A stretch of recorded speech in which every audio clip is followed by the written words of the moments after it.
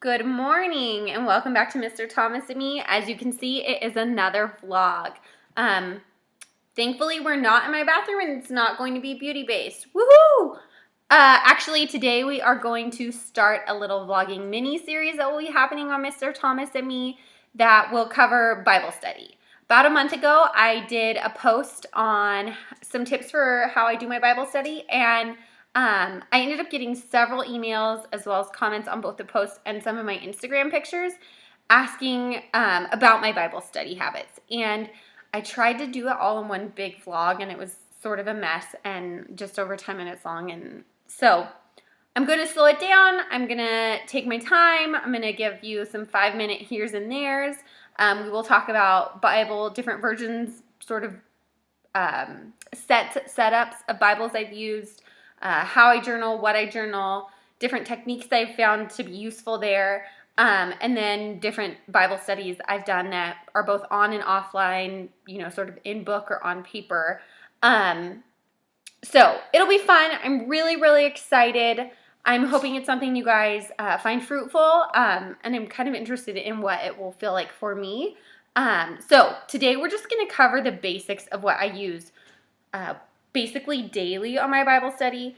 This isn't going to be exhaustive. There's going to be random stuff that comes up, but we'll start here.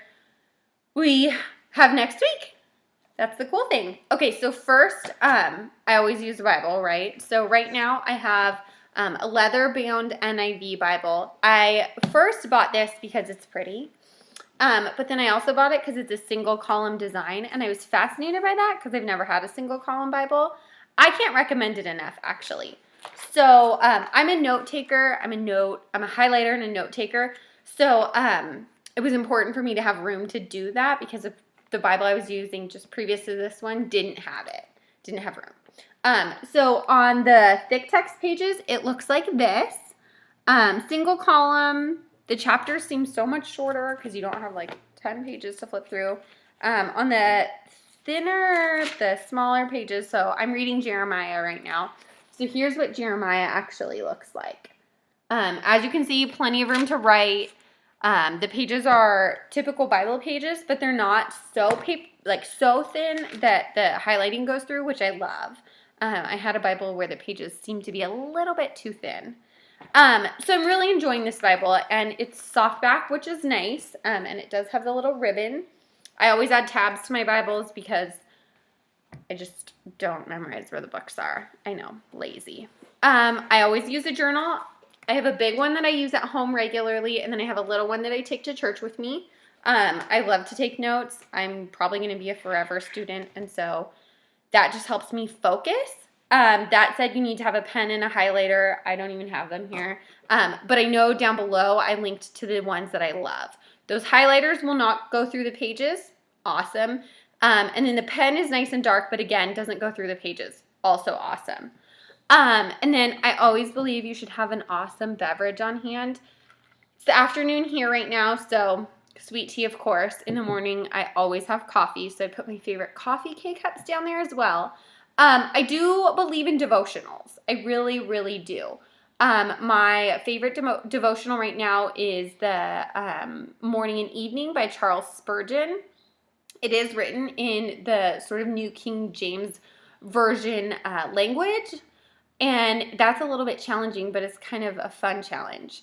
So I have a little leather book.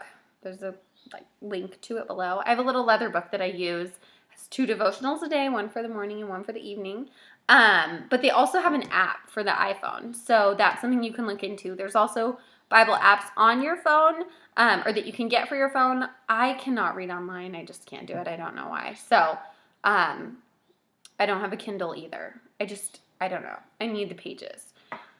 Okay, so basically, I just word vomited it all over you, but what is important here is these are the basics. These are the basics of what creates my Bible study.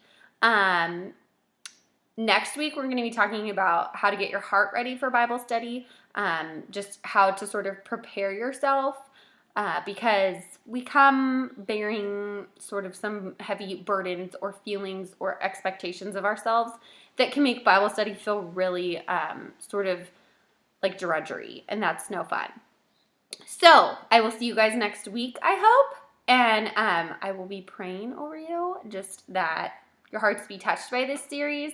And I guess that's it. Happy studying. Please, please, please leave any questions you have about Bible study. I want to make this as helpful to you guys as I can. Otherwise, it's sort of a waste. So any questions you have about anything, books of the Bible, whatever, books, Bible study books, anything. I'm really looking forward to this, you guys. I think it's going to be awesome. Okay. Happy Friday.